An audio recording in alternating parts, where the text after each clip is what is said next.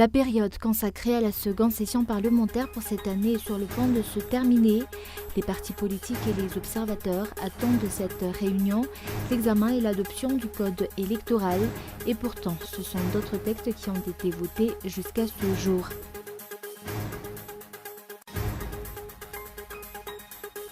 Le taux de croissance de la Grande Île est monté à 4%, un taux encore faible comparé aux autres pays en voie de développement, d'après un économiste, et une hausse incompatible au constat sur la vie quotidienne de la population. Le Conseil de sécurité de l'ONU s'est réuni d'urgence ce jour pour étudier sa réponse après un nouveau tir de Pyongyang cette nuit.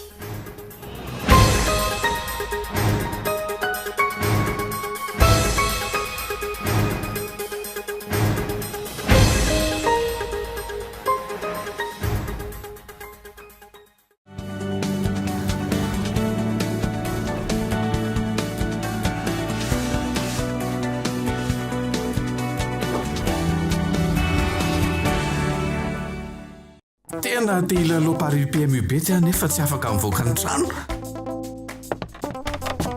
satria hainao ihany madame. Orange Money vahaolana vaovao sady tokana. Ilalaovanao PMU bet amin'ny fotoana rehetra. Midira menu dièse 144 dièse ao amin'ny findainao. Safidiony telo avy eo dimy ary ao ny toromarika efa voalahatra. Azo SMS manamarina ny lalao nataonao ianao. Nga zay ihany. Azonao raisinao amin'ny comptenao Orange Money koa nge ny tontona omenanao e. Page PMU bet amin'ny Orange Money. Midira menu dièse 144 dièse safidy telo avy eo dimy. Orange.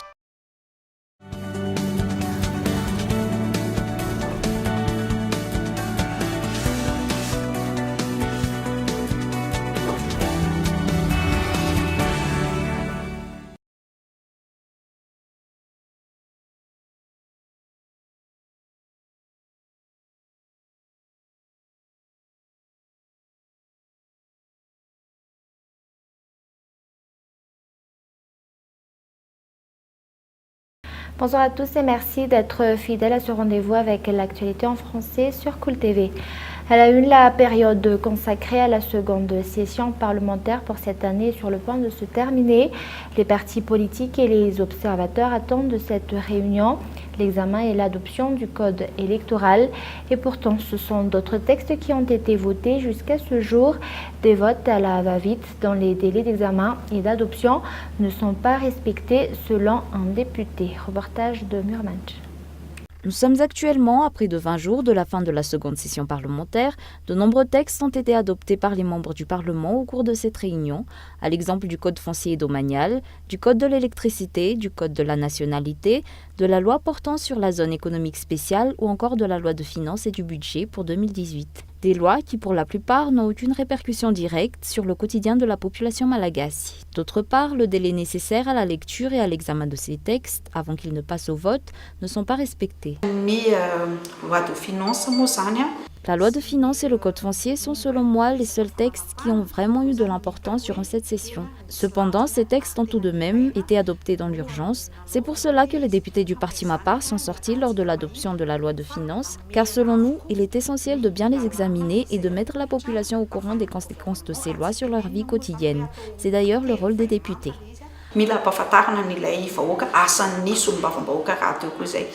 À quelques jours de la clôture de cette seconde session, les parlementaires n'ont toujours pas reçu l'avant-projet du code électoral, un code pourtant tant attendu par les observateurs depuis la première session parlementaire au mois de mai.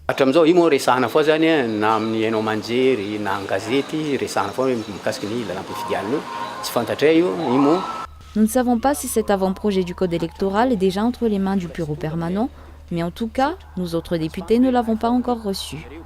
Tous attendent encore la mise en place de la prochaine élection présidentielle. Les observateurs constatent que les lois faisant figure de priorité pour le gouvernement jusqu'à ce jour ne règlent en aucune façon les problèmes d'inflation, d'insécurité ou encore de couverture sanitaire auxquels la population doit faire face. L'actualité économique, le taux de croissance de la Grande Île est monté à 4%, un taux encore faible comparé aux autres pays en voie de développement d'après un économiste et une hausse incompatible au constat sur la vie quotidienne de la population. Reportage. Une inflation incessante, une pauvreté croissante, telles sont les conclusions des citoyens interrogés sur leurs opinions concernant la vie quotidienne de la nation.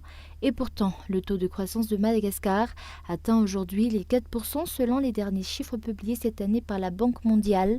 Un taux tout de même faible comparé aux autres pays en voie de développement qui atteignent les 10 à 15% par an selon un économiste. Les pays africains qui sont en voie de développement comme nous, ils ont des taux de croissance de 10-15%. Donc 4% pour un pays n'est pas en guerre. C'est un taux de croissance extrêmement faible. Il faut aussi comprendre que pour que Madagascar puisse sortir de la pauvreté, il faut qu'on ait un taux de croissance minimum de 20% pendant 15 ans. Et ça, c'est possible compte tenu des richesses que nous avons à Madagascar, mais encore faut-il savoir exploiter ces richesses à bon escient et surtout savoir les distribuer. Parce que les 4% de taux de croissance, on ne les sent pas du tout. Et on a l'impression que les Malgaches deviennent de plus en plus pauvres. Ça veut dire qu'il y a des créations de richesses, mais c'est mal réparti. Et je pense que pour faire cette répartition de richesses, il faut d'abord une décentralisation. Madagascar est encore loin du taux de croissance de 30%. La dévaluation monétaire malgache est le principal frein au développement du taux de croissance du pays. À titre de rappel, le taux de croissance fixé dans la loi de finances et du budget au début de l'année 2017 était de 4,5%, revu ensuite à 4,3% vers la moitié de l'année. Le taux actuel frôle de ce fait l'objectif fixé. Malgré cela, il est difficile de nier que le niveau de vie global des Malagasy demeure médiocre. Mais également dans l'actualité de ce jour, suite à l'adoption de la loi portant sur la zone économique spéciale, les observateurs craignent une nouvelle forme de vente de propriétés foncières à Madagascar.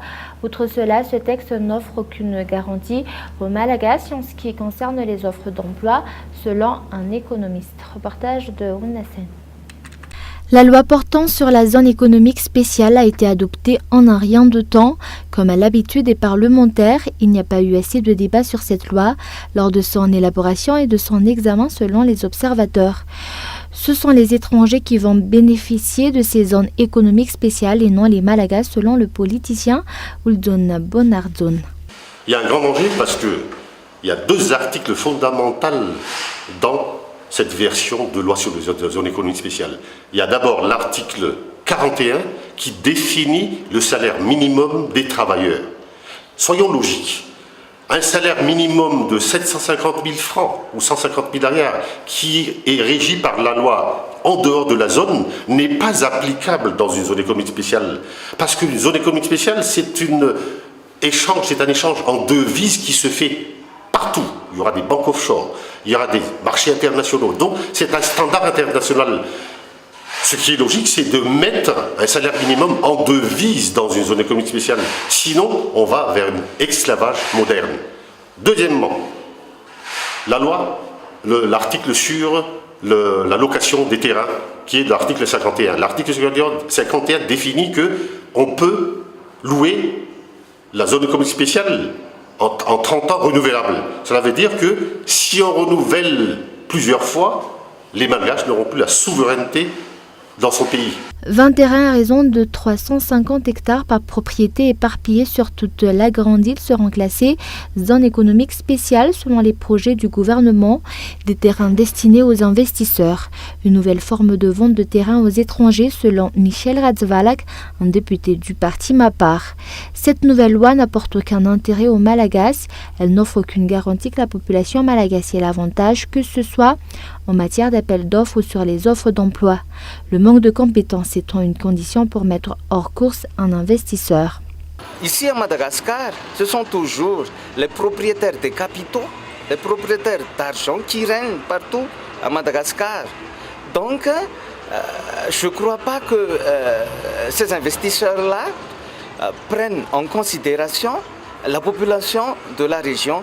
Donc, je ne pense pas qu'il y a une garantie pour la population, sauf s'il y aura un dialogue entre la population locale et les investisseurs avant l'implantation dans la région concernée par la ZES.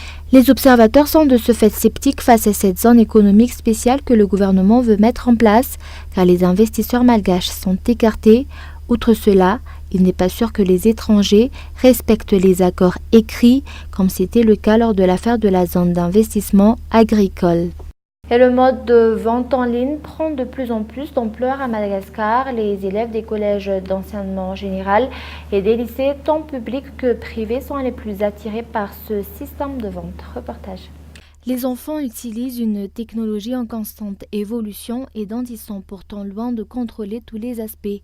De ce fait, Internet est aujourd'hui un des secteurs qui favorise les abus sur les mineurs et l'usage des téléphones facilitant la connexion à Internet ne tend pas à simplifier la situation.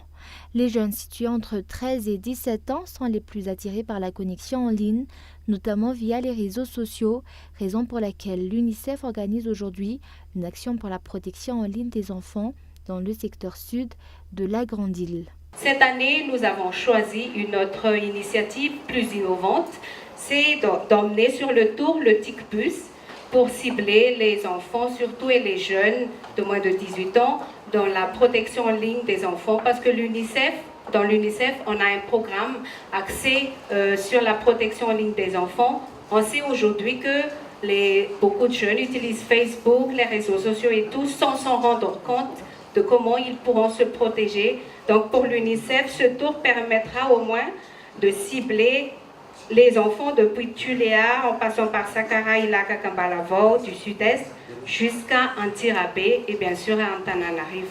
À cause de l'absence de restrictions dans l'utilisation d'Internet à Madagascar, les parents et les enseignants ont du mal à contrôler les enfants.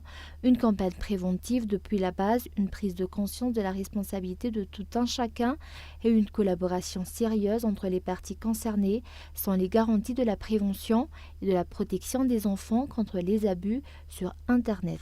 Et avant de passer aux actualités internationales, les transporteurs utilisant la route nationale 2 reliant Antananarivo et Tuamas ont effectué ce jour une grève en guise de sonnette d'alarme destinée au gouvernement pour cause de la recrudescence de l'insécurité ainsi que le mauvais état des routes. Après une rencontre entre les représentants des transporteurs et ceux du gouvernement, ces derniers ont promis de trouver une solution aux problèmes rencontrés par ces usagers de la RN2. Les transporteurs vont de ce fait reprendre leurs activités dès demain. Ils attendent les actions du gouvernement. Cependant, leur mouvement va se renforcer si les responsables au sein de l'État ne réagissent pas rapidement. Un mouvement qui sera à ce moment appuyé par les camionneurs qui font aussi les frais de l'insécurité sur cette route. Et actualité internationale, le Conseil de sécurité de l'ONU s'est réuni d'urgence ce jour pour étudier sa réponse après un nouveau tir de Pyongyang cette nuit, un succès qui fait notamment de ce régime une puissance nucléaire. Reportage de France 24. Nous exprimons notre vive inquiétude et notre opposition à ces activités de tir et nous exhortons fermement la Corée du Nord à respecter les résolutions du Conseil de sécurité de l'ONU et à stopper toute action entraînant une hausse des tensions dans la péninsule coréenne. Dans le même temps, nous espérons que toutes les parties concernées puissent agir avec prudence et travailler de concert pour la paix et la stabilité de la région. Et concernant la visite du pape en Birmanie, le pape François appelle les bouddhistes à dépasser les préjugés. Reportage. La cathédrale de l'Assomption, à Bangkok. C'est ici que se retrouvent des catholiques de toute nationalité, comme Po, qui est birman. Grâce à une bourse universitaire, il a eu le droit de quitter le camp de réfugiés dans le nord de la Thaïlande où il est né. Ses parents, des catholiques de l'ethnie Karenni, avaient fui l'état de Kaya, où la guerre civile fait rage. Quand j'ai terminé le lycée, je me suis demandé ce que j'allais faire. Quelle éducation, quel futur, où aller. J'étais inquiet pour moi et ma communauté. Alors j'ai étudié pour avoir une bourse. Je me dis toujours que je retournerai au camp un jour pour aider. En attendant, je dois rester fort. Comme 10 000 autres déplacés, sa famille n'a pas le droit de quitter Ban Nai Soi. C'est un des 9 camps à la frontière thaïlandaise. Les Nations Unies apportent de l'aide, tout comme l'ONG Caritas, où travaille aujourd'hui Po. La communauté catholique se mobilise aussi pour les autres Birmans qui ont fui et rejoint Bangkok. Quelle que soit leur religion, ils peuvent gratuitement suivre des cours de langue ou apprendre un métier. Ce n'est pas facile de trouver un travail à cause de la barrière de la langue et du manque de qualification. Ici, on accueille tout le monde. Parfois, des musulmans me disent « Même nous, on peut venir ?» Je leur dis bien sûr, pas de barrière religieuse ici. Les catholiques se réjouissent de la visite du pape en Birmanie, avec ses appels à la tolérance. Comme les autres minorités religieuses, ils espèrent que la dirigeante Aung San Suu Kyi protégera leurs droits et mettra fin à une guerre civile qui dure depuis des décennies. Et avant de se quitter, je vous rappelle les grands points de ce journal. La période consacrée à la seconde session parlementaire pour cette année est sur le point de se terminer. Les partis politiques et les observateurs attendent de cette réunion l'examen et l'adoption du code électoral. Et pourtant, ce sont d'autres textes qui ont été votés jusqu'à ce jour. Et le taux de croissance de la Grande Île est monté à 4%, un taux encore faible comparé aux autres pays en voie de développement, d'après un économiste, et une hausse incompatible au constat sur la vie quotidienne de la population. Et enfin, le Conseil de sécurité de l'ONU s'est réuni d'urgence ce jour pour étudier sa réponse après un nouveau tir de Pyongyang cette nuit, un succès qui fait notamment de ce régime une puissance nucléaire. Voilà, c'est la fin de ce journal. Merci de votre fidélité. Au revoir et bonne soirée à tous.